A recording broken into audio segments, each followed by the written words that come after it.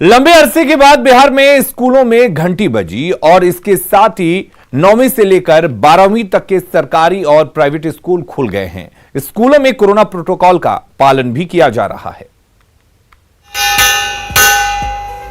306 दिन 10 महीने बज गई घंटी।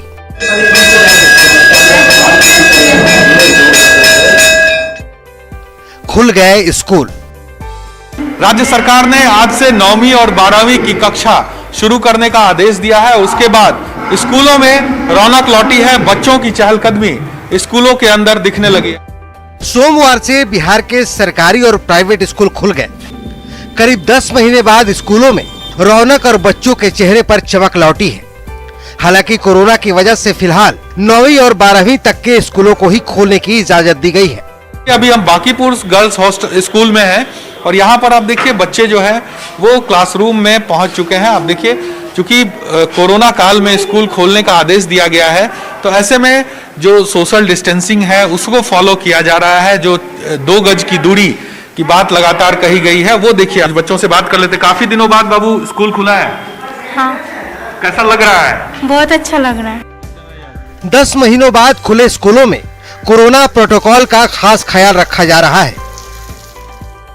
अभी हम पटना के डॉन बॉस्को स्कूल में हैं और यहाँ पे देखिए जो बच्चे आ रहे हैं उन्हें पहले सैनिटाइज किया जा रहा है। उनका थर्मल स्क्रीनिंग जो है वो लिया जा रहा है, हाथ में सैनिटाइजर दिया जा रहा है। जिस ढंग से प्रोटोकॉल के तहत कोशिश बताई गई थी कि यहाँ पे जो लोग आएंगे बच्चे उन्हें मास्क लगाना जरूरी है और साथ में स्कूल की तरफ से देखिए सैनिटाइजेशन का काम है, थर्मल स्क्रीनिंग है, वो तमाम चीजें हो गई।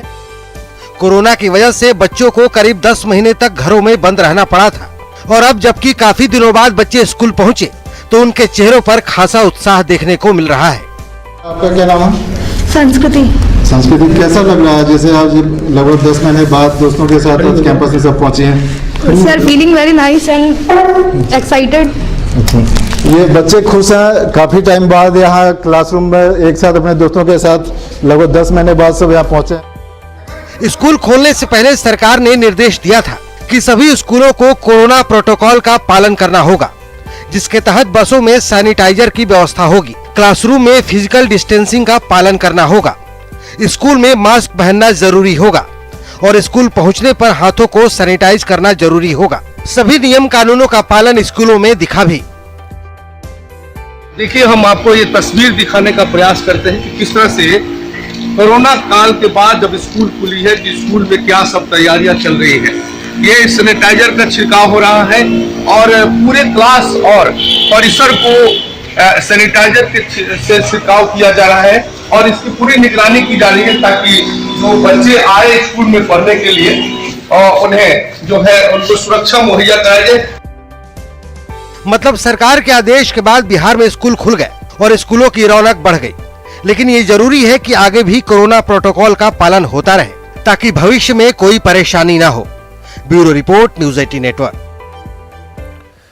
तो करीब 10 महीने बाद मुजफ्फरपुर में भी स्कूल गुलजार हो गए हैं। कोरोना नियमों के पालन की शर्त पर ही स्कूलों में छात्रों की एंट्री का प्रावधान है।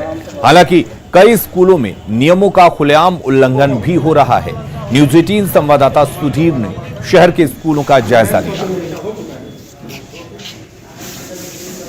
अभी हम पहुंचे हैं मुजफ्फरपुर के जिला स्कूल में और ये क्लासरूम का जायजा है। आप देखिए, इसके पहले हमने तस्वीरों में दिखाया है कि जो भी बच्चे यहाँ आए तो उन्हें प्रॉपर सैनिटाइजेशन और उसके बाद जो थर्मल स्कैनिंग हुई और मास्क चेक करके क्लासेस में उनको प्रवेश दिया गया है। और आज क्लास का देखिए कि किस तरीके से जो फिजिकल एंड सोशल डिस्टेंसिंग है उसको मेंटेन करते हुए यहाँ बच्चों को बिठाया गया है। एक दूसरे क्लास में भी हम चलेंगे और वहाँ से भी जायजा लेंगे, क्योंकि एक क्लास हमने दिखाया है तो फिजिकली जो कोरोना के प्रोटोकॉल्स हैं उनका पालन किया जा रहा है कि नहीं, तो ये दिखाने के लिए हम पहुंचे जिला स्कूल के ये दूसरे कक्षा में।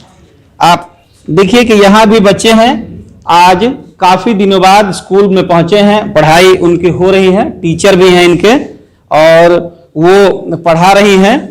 जानेंगे उनसे पहले कि ये तो पहला क्लास है बहुत दिनों के बाद। जी हाँ, ये बहुत दिनों के बाद, तकरीबन वैसे तो 10 महीने के बाद क्लास खुला है, लेकिन बीच में कुछ डाउट क्लास भी लिए गए थे, डाउट क्लास हुआ था, उनमें बच्चे आए थे लेकिन उनकी उपस्थिति बहुत ही नगण्य थी, कम ही उपस्थिति थी। कुछ बच्चे हैं, उनसे हम लोग जानकारी लेंगे। आज काफी दिनों बाद स्कूल में हो, कितना एक्साइटमेंट है, क्या फीलिंग है?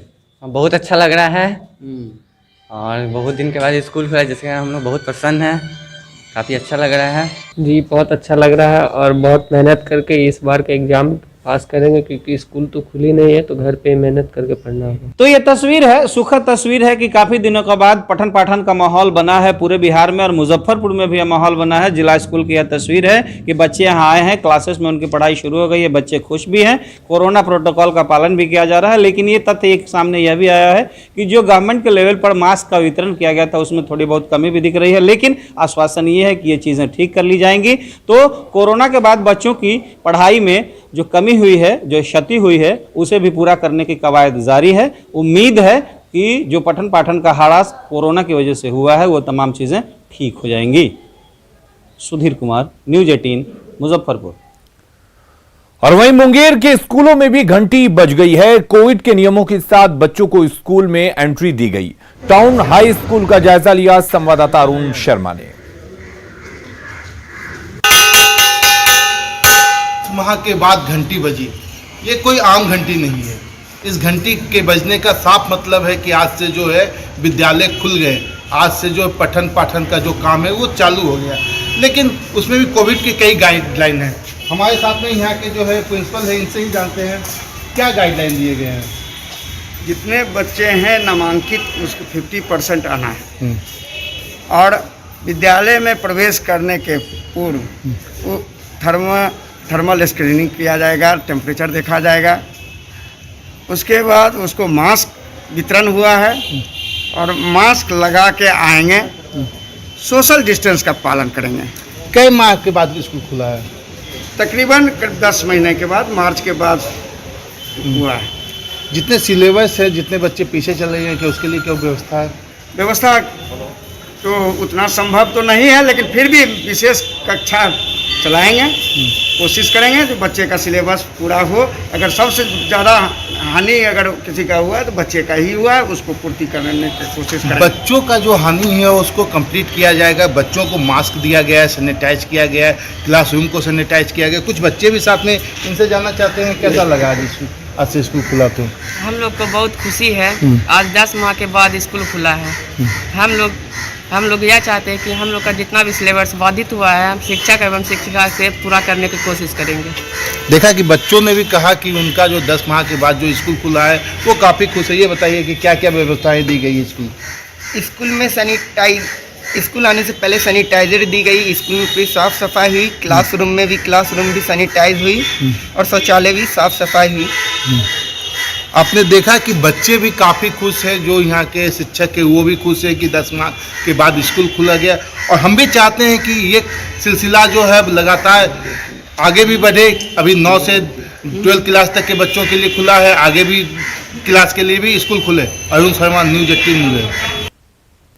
बिहार में स्कूल, कोचिंग के साथ पार्क और सिनेमा हॉल भी खुल गए हैं, लेकिन प्राइमरी और मिडिल स्कूल, पुस्तक मेले, ट्रेड फेयर और सभागारों पर अब भी प्रतिबंध है।